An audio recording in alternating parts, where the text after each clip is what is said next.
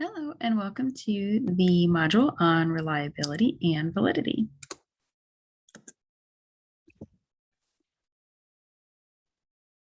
Sorry about that. Our agenda for today is to define reliability and validity, figure out what the different types of reliability and validity are, and briefly discuss measuring them. So first, reliability is the consistency of a measure. And when I use the word measure, typically we can think of a test. So we are all educators. Let's, for this example, think about a reading test. And the validity is the degree to which the test measures what it claims to. So here's an example of whether or not a test would be reliable or valid, one or the other or both or neither. And so an unreliable and unvalid test would not measure reading ability consistently and would not measure reading ability the way that we define the ability to read, right? So that would be the first upper left bullseye. If it is unreliable but valid, then the test would measure reading ability consistently over time, right? So these dots would be the different students or one person taking a reading test over time. So there's different kinds of reliability, but it would not get at the bullseye, right, which would be the valid piece. It wouldn't actually be measuring the reading ability as we define it. In the bottom left corner, you can see that it's reliable over time or with multiple users. It consistently measures whatever is in that kind of upper right quadrant, but that it's not valid because it's not covering everything that we define reading ability as. It's not hitting that bullseye, right? Basically, this one is you are consistently wrong. And then the bottom right bullseye is both reliable and valid, right? So over time, across users, it is consistent and it measures everything that we need to know about reading ability, and that is accurate. So we will go into that a little bit more in the next several slides. So don't get overwhelmed by the text on here. I'll go through the dots one by one, or the points one by one. But in general, reliability is, again, the consistency with which the knowledge is measured by that test, by that tool. If you think reliability, think of the word consistency. So it can be consistent over time, consistent over users, that sort of thing. Reliability is impacted by the range of individuals who receive the test. So think about your students in your classroom. You have your extremely high achievers, your students that need additional support, the students in the middle. But if the test is given to a group of students that does have differing abilities, the reliability of the results will be higher because, again, consistency across different students would mean that the reading ability test is reliable. Reliability is affected by the length of the test. The more items that the test has, the more reliable the results will be. You can think about it this way. If we, again, are talking about reading ability and you only measure fluency, then you're not measuring the other aspects of how we define reading ability in general. Reliability is also influenced by a time limit. So students will need enough time to finish the test. You would not want artificial zeros if you were testing reliability at the end due to insufficient time. And reliability is also affected by the range of difficulty of the test items. Again, if you are testing third grade students on their reading ability, you would not want to give them a text that's suitable for kindergarten, right? That would not yield an appropriate sense of reliability for the students that the test is actually designed for. All questions should be measured in the same dimension. So what this means, for example, is if you are using 3 different reading tests by 3 different publishers, you want to make sure that the test scores are comparable when you combine them or compare them, right? If one test is out of 100 and one is out of 50, right? What does that actually mean? So you need to make sure that the reliability of the testing items, right, are due to them all being measured on the same dimension. And then reliability is also affected by the consistency of the testing environment, right? If you can imagine your students testing in a quiet classroom that they have been in all year compared to testing in a Zoom room, which they have just recently switched to, as we think about what happened in March 2020, or testing out on a loud playground with lots of distractions and noise and that sort of thing. Reliability is higher when the testing conditions, again, across students or over time, are consistent. And there we go. So the reliability is, again, consistency of a measure. And one of the types of reliability is test-retest reliability. So this is consistent scores across time. And when we are thinking about personality tests, those are generally considered to be reliable over time.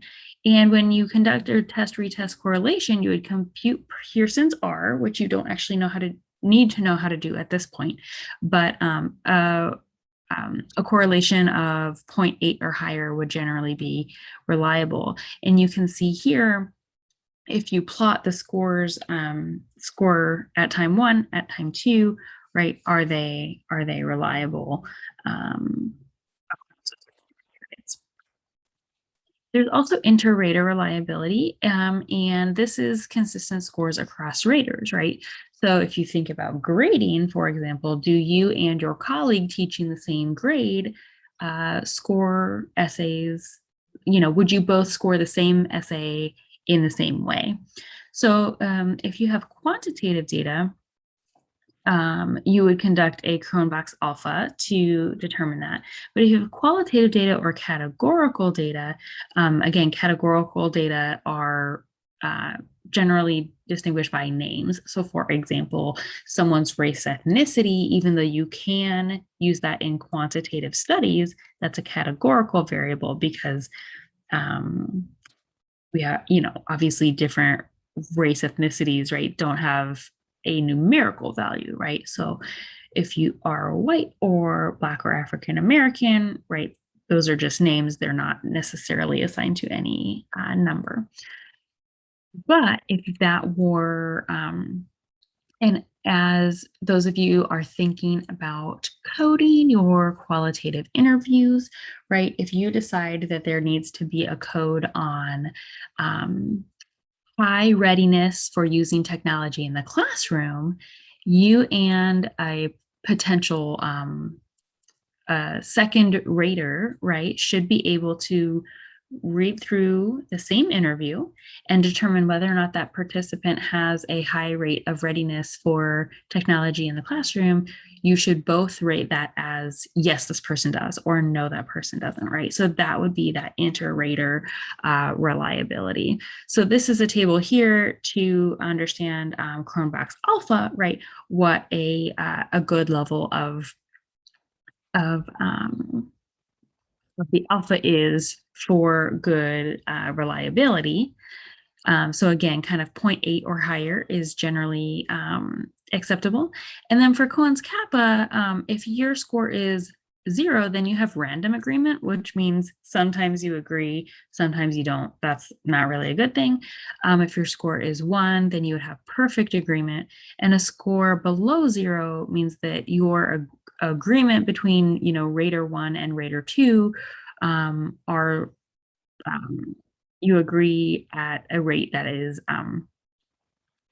more random or more set by chance than based on any type of training or readiness for scoring the interviews and deciding on what those codes might be together, that sort of thing. So long story short, we want a Chromebox alpha of 0.8 or higher, and as close as we can get to 1 for Cohen's kappa. That is what we're looking for reliability.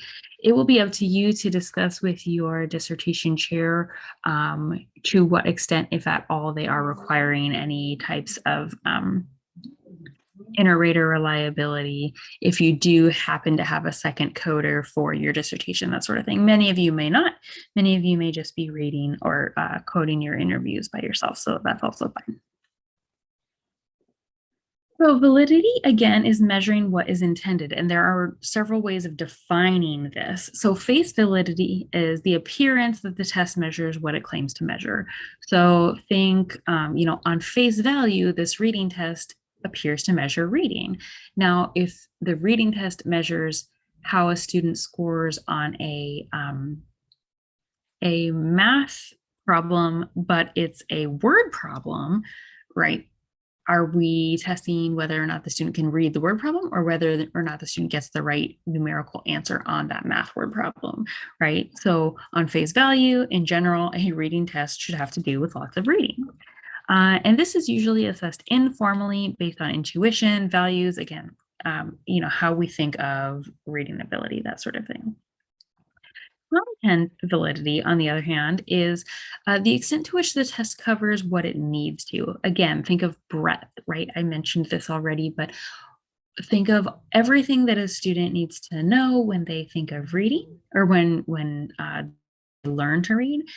And if we are only measuring one aspect of that, then the content validity of the test would be low, right? We need to make sure that we're covering lots of different aspects for what reading ability is commonly defined as and accepted as. So again, this is generally assessed informally by checking the test against a conceptual definition. So what does the National Reading Association of America, define as reading ability for third graders, right? That kind of thing. And then next we have criterion validity. So this is the extent to which scores are correlated with other variables. So think about, if you are rating a student on if they are college ready, you would assume possibly that, again, like conceptually, that if a student is college ready, maybe they have a certain GPA level that you and your school has determined. Maybe they have certain test scores. Maybe they have also applied to college, filled out the FAFSA, that sort of thing. How is your score of the student's college readiness related to those other aspects of college readiness? And again, think in keeping in line with the college readiness theme here, a real common or easy example of this is predictive validity. And again, that is how the test is valid as it predicts future performance. And a favorite here is, of course, the SAT. Does the SAT or the ACT predict performance in college? And if so, what does that actually mean? Is the SAT correlated with passing first-year courses? Is it correlated with persistence between the first and second year? Is it correlated with graduating college? Those kinds of things.